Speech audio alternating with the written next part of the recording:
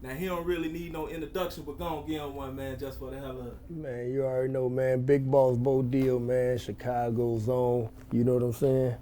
Street legend, real nigga, stand-up nigga. You know what I'm saying? No dirt, no smut on my name. Been stand-up and solid since the beginning, you know? Yes, sir. Yes, sir. So, you know what I'm saying? As all my subscribers know, you definitely somebody that I look up to, man. A real stand-up guy. Man, start from the beginning, bro. Tell me a little bit about your childhood, man. My childhood was, I had a good childhood. You know what I'm saying? Like my mama, she worked 2 jobs. You know what I'm saying? So everything that I wanted, I had. Like we was the kids on the block who had all the Atari, all the games, you know what I'm saying? All that type of shit. And originally you from I'm from the north side. I'm from the north side. I'm from they call it the system now, but it was called Town of Garden when I was there. You know what I'm saying? It's the Cabrini Green near North area. You know what I'm saying? So I went to Ferguson, I went to Manila, I went to Newberry Academy. You know what I'm saying? I'm a north side baby forever. You know what I'm saying? People think I'm from out west because that's why I caught all my cases and the mob that we was affiliated with and all that shit. It's west side shit, but I really a north side. It's north side nigga, you know what I'm saying? Yeah, all day. That's what's up, man. That's what's up. Yeah. I understand that you know, you did your thing in the streets, man. You know what I'm saying? Your name ring bells in the streets. Your name actually ring bells in the industry. You know what I'm saying? How did you become so iconic in the city of Chicago? Because, you know, we got a lot of haters in Chicago. It's hard for somebody to get love from everybody. And as of right now, you probably one of 2 people that I know that probably get love from mostly everybody. You know what? It was hard, man. You know, initially, you know what I'm saying? Because, and then, you know, a lot of people, when they think of the north side, they think of gays and, you know what I'm saying, and soft motherfuckers, but I never gang banged harder nowhere more than I did up north, you know what I'm saying? Yeah. But yeah, you know, like I said, coming up from, it really my upbringing, because I started out up north, right? Good kid, ain't had no problems, you know what I'm saying? It wasn't until an older kid knocked my teeth out, you know what I'm saying? That's when I say, man, I ain't gonna never let a motherfucker do shit to me again. I was about 11 then, so that's when I jumped off the porch, so it made me say I'm gonna go harder than the next man to make sure don't no motherfucker ever do nothing to me again. You know what I'm saying? So after that happened, we started a little crew called the Project Boys. You know what I'm saying? So we went from the Project Boys going against all the Latino gangs and shit across the area where we from. You know what I'm saying? Avers and Ainsley, 4856. From there, we started getting a buzz and it started. All the Latin gangs, they started coming from everywhere, and it was just us in that one project building. So we reached out. Well, actually, my man who I went to school with, Tank, his cousin was a double I. So he was like, man, my people them double I's from out west, we might as well be double I's, man. And we'll have some vice lords with us to, you know what I'm saying, to help us aid and assist us where we at. So that's how I started. We went to war with them, you know what I'm saying, and did what the fuck we did. It made our own, you know what I'm saying? So after we started getting our name big where it started ringing, I had first seat up there. So a lot of the double I's from out west was coming up north now after we done built some shit, and they like, man, trying to extort us, kind of like, y'all gotta pay dues here, you gotta pay for this. I'm like, nah, ain't no motherfucker aiding and assisting us. We doing this on our own. So, you know, we fell back, and I went mafia. When I went mafia, over half of the mob up there came with me. You know what I'm saying? Like me and China Joe, you know what I'm saying? The triple OG China Joe, we laugh about it now because he was mad. He came out west after we had flipped mafia and tried to get us to come back or get them to violate us, and we told him, nah, we ain't accepting none of that. You know what I'm saying? And from there, he respected me, I respected him, and it went like that. So what happened is, how I even got into the music, you know what I'm saying? I went to the joint for a UUW. We had a shootout on Madison and Laverne, and I got caught with the smoking gun. So they sent me to the joint. When I came home from the joint, I got right back down in the streets. A friend of mine had a joint on Keystone and Thomas, but he was ready to fall back, so he give me the joint. we get that motherfucker. Well, it was already doing 10,000 a day. I had about a year run, and then I ended up locked up on a drug conspiracy. Now, while I'm locked up on the drug conspiracy, my son was born while I was locked up. And on my first bit, my daughter was born. So while I'm doing my time, I sat back, I'm like, man, this shit ain't for me. You know what I'm saying? It's like, now it's time for me to change my life. I look at this as a sign, like my daughter was born my first bit, my son was born on this bit. You know what I'm saying? I'm gonna do something different. I came home, my man Bump was doing his thing. You know what I'm saying? That's why I always pay. Shout out Bump, that's my brother. Like, I got love for Bump.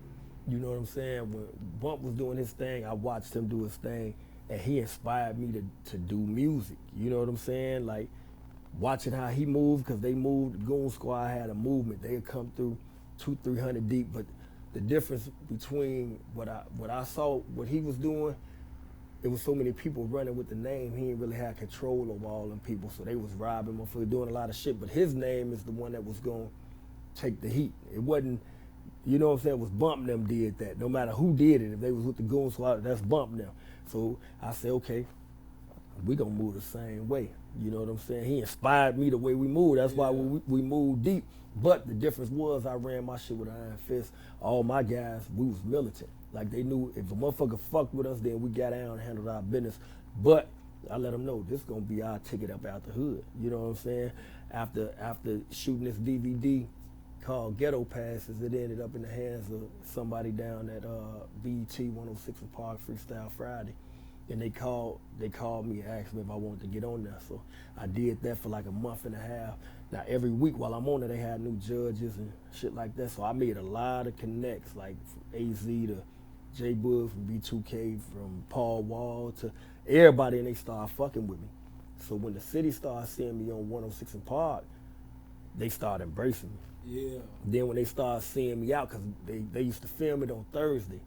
And on Friday, when it show, we'll be back in Chicago. So right after this show, we back on the block. Motherfuckers like, damn, bro, I just seen you. They started embracing me heavy. Yeah. We started doing them shows, and they saw how deep we was coming. We 50 to 100 deep every event, but we coming palms up. You know what I'm saying? Yeah, for a month and a half. Then I started battling like in the barber shops and shit like that, winning money, taking money from motherfuckers, all that shit. That was the beginning of everything, you know what I'm saying? Then my crew, like before I went to jail, you know, everybody know the Mafia Insane Four Corner Hustler war was always deep. But when I came home, a lot of my family was Four Corner Hustlers. So when we started that Killer Clan movement, I had a lot of Four Corner Hustlers with me. Then by me being a Mafia and a lot of Mafias with me, we all clicked. Then we had some Stones with us, had some GDs from the Greens, you know what I'm saying, Crazy Crew, niggas with us and everything. So we was everything, and that's what really made me start saying, fuck, I don't give a fuck what a nigga is. If you a real nigga, I'm gonna embrace you. I'm fucking with who fuck with me. You know what I'm saying? And then by us being from up north, all the vice lords really had to stick together, or them GDs and them Latin folks was gonna shit get us out the way. So I just took my north side mentality and brought it to the industry, you know what I'm saying, and start fucking with everybody. And once people saw that I was genuine with it, and then you gotta realize, when I first came home, I was in my late 20s, you know what I'm saying?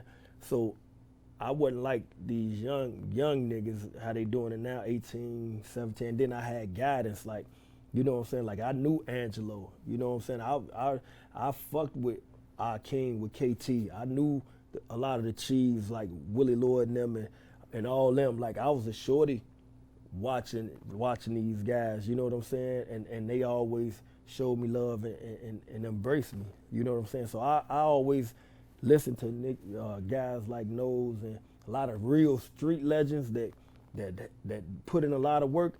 I didn't sit back and say, man, old nigga can't tell me nothing. No, I'm gonna soak up this game, you know what I'm saying? And that made me a better person, you know what I'm saying? It made me really get a grip on what I could really do with the thing if I ran it right with the power in my hands, you know what I'm saying? And that's what I did.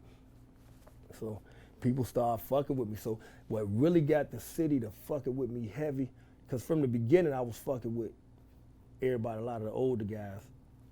But then the younger talent started coming up. Like, you know what I'm saying? They was doing it in a way that I had never seen it done before. We had to get out there, put up posters, pass out CDs, do all that. So it was guys like Keef. So Keef did an interview, and he was like that I was one of his favorite rappers, and he wanted to do a song with me. So we brought Alley Boy and Duck Tape, all my niggas from Atlanta, through O Block to shoot a video. You know what I'm saying? Keef was out there. Keef give me his CD. So I put it in. Now you gotta think, in the beginning when that 300 first dropped, it was different. You know what I'm saying? So if you didn't really get it, you didn't really get it. So when I'm hearing a lot of the music, I'm like, shit, I just can't get it. I frisbeed the CD. You know what I'm saying? Later on down the line, like maybe about 5-6 months after that, Keef blowing up. He like the biggest artist fucking the city. He on his way to becoming the biggest artist in the world. You know what I'm saying? And he reached out, he said something on an interview where he wasn't disrespectful. He was like, man, fuck them niggas, I'm doing this myself. So I reached out to his people and I say, bro, what's up with Shorty? Tell Shorty, you know what I'm saying? His manager called me back with Fredo on the phone, and Fredo was like, man, rest in peace to Fredo. So Fredo like, man, you know, Keef mad at you really because he looked up to you, and he, you know what I'm saying, you was like one of the niggas that he fucked with in the city, and you ain't fuck with him, you know what I'm saying? And that actually changed my view on, like, you know what I'm saying, even if I don't get something, if I see it coming up or see it working, show love and embrace the shorties, and that's what I do all around the board now. And I do it even though I ain't even doing music no more. I just want to help the shorties, you know what I'm saying? So he called me. They called me back with Keef on the phone. He like, nah, it's cool. I ain't tripping, man. Let's do a song, though. So we went and did the murder song. I brought Waka to his grandmama house. We shot the video, did the song. We did a couple more joints together. And from there, it was good. You know what I'm saying? It was all love from there. Now, Duck was just started rapping. And Duck came to my studio with Ray Ray, my man Lil Ray Ray. And he like, I know you fuck with Keef now. You know what I'm saying? But I fuck with you. I'm trying to, you know what I'm saying, do something. I tell him, listen, as long as you don't disrespect them on nothing that I'm doing or around me or do a drive-by out my car, I'm gonna fuck with you if you really trying to do it. And I fuck with Duck. So Duck always respected that too, because he saw that I don't give a fuck.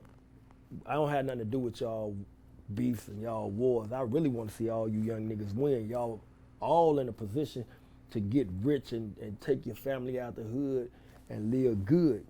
Don't fuck it up. Don't drop the ball. You know what I'm saying? And when motherfuckers started seeing me do it on both sides, it wasn't just them. It was, you know, my man greeting them from Low Life. Then I was fucking with Buck and Loco and all the BDs over here, Boss Top them, Mimo 600. Like, I got love for all them niggas. But I also was fucking with Killer Kills and P. Rico and Smiles and Swag, and I fucked with all of them. That war ain't my war. You know what I'm saying? I'm gonna help them all. But one thing with me, I never was afraid to say it. Like, I'm a real OG, so ain't no shorties gonna dictate my pace. You know what I'm saying? Like, I'm all about structure. You know what I'm saying? And me and Bump had that same conversation too, cause Bump was like, man, he had showed some love to Rico Reckless on his page, and somebody said something crazy to him. And he like, man, dumbass, do you know what structure really is? That's what we supposed to do. Being leaders and influencers here, we ain't taking no sides in that. And that's the approach I always took. You know what I'm saying? I never worried about nothing, because when we be out, like, you're not gonna catch me without it on me. And then when we out, you're not gonna catch me moving the wrong way, so I don't be worried about that. And then they know, the niggas around me, they know what these niggas do. You know what I'm saying? But I'm coming palms up. I don't want no smoke. But before I let you knock me off, I'm gonna knock your motherfucking shit off. But I'm coming palms up. So the only motherfucker that really can have a problem with me is a nigga who got a problem with himself. He don't have a problem with me. He got a problem with who he is because he not the man or becoming who he want to become.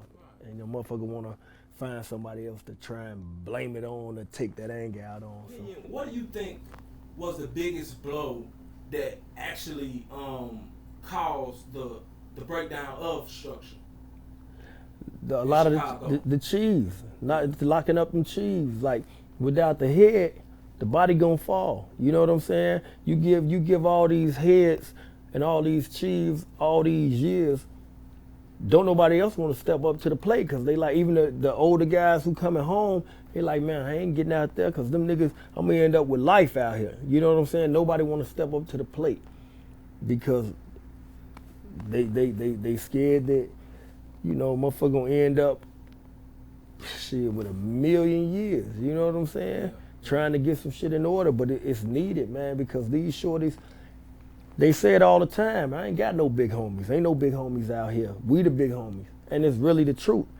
So when you don't have no structure, you can do whatever the fuck you want to do. Whoever popping this pistol the most is gonna be the nigga that they scared of, and he ain't got no guidance. So if the nigga that you following up behind is just a loose cannon, it's gonna bring a bunch of loose cannons right behind him. That's real talk, man. That's real talk. So, you know, what do you think is, well, in my opinion, the violence in Chicago is never gonna stop. It's 3 million people in the city. You know what I'm saying? Just in the city of Chicago. So that's, you know, that's just human nature. But do you think it's anything that we can do to kind of slow it down when it comes to, like, you know, the shorties out here doing crazy shit, like shoot, you know what I'm saying, hitting kids and shit like that? Like, is it anything we can do, man, to try to just slow it down, or, you know? Man, we gotta embrace them. Like, see, and then a lot of the times people want to talk down on them.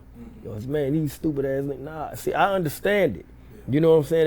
If you ain't been taught this, or you don't have you ain't never been around structure, how the fuck can they expect you to move as such? You know what I'm saying? So we just gotta embrace them and show them a better way, show them how to get money. Like, that's why I took all my little niggas, I took them all on the road with me. We went city to city, state to state. Like, I showed them a different way. But that's why I can go in my hood and still tell them shorties this and tell them, hey, sit the fuck down and don't do that. And they gonna honor it and respect it because they was brought up under structure.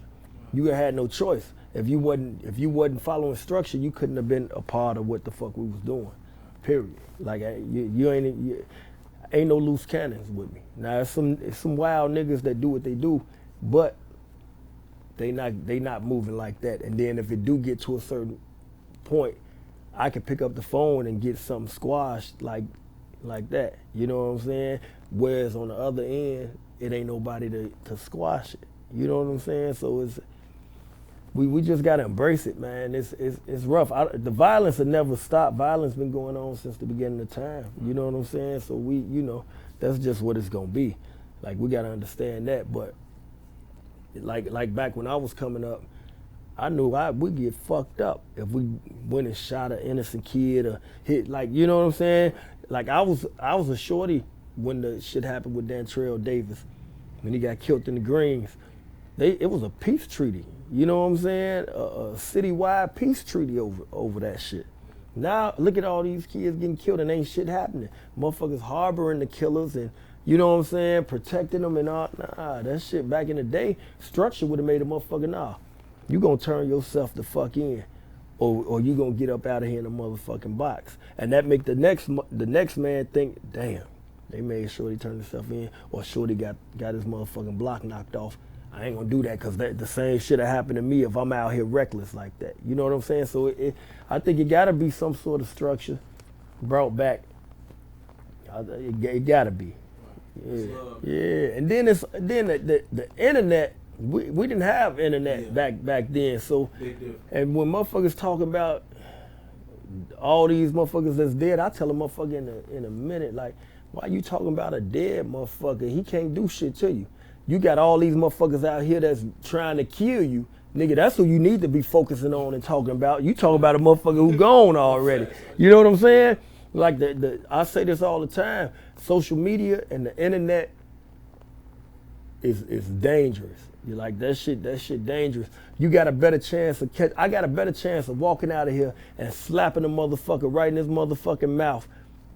Outside, ain't nobody seen it. I got a better chance of doing that and living than getting on the internet and calling the nigga, you a bitch ass nigga, boy, I just smoke. Because now, the nigga who you talking about, he feel like, man, I can't let a nigga disrespect me like that. Hundreds of thousands of motherfuckers just seen this shit. So now he gotta prove who he is, which is gonna make him go jump to the, you know what I'm saying? Take it to a whole nother level. You know what I'm saying? Now before you know it, the motherfucker dead. Over something that if we was out here in the streets and we got down, a motherfucker got a better chance of walking away with his life. You know what I'm saying? So I don't know, man. It's that internet, man. You know, dealing with the police, CPD, or you can say the government, actually initiating some of this violence. You know what I'm saying? Actually harboring, you know, and continuing some of it, putting out weapons and stuff like that. You see what I'm saying? How you know? What's your outlook on that? See, I don't know. I know.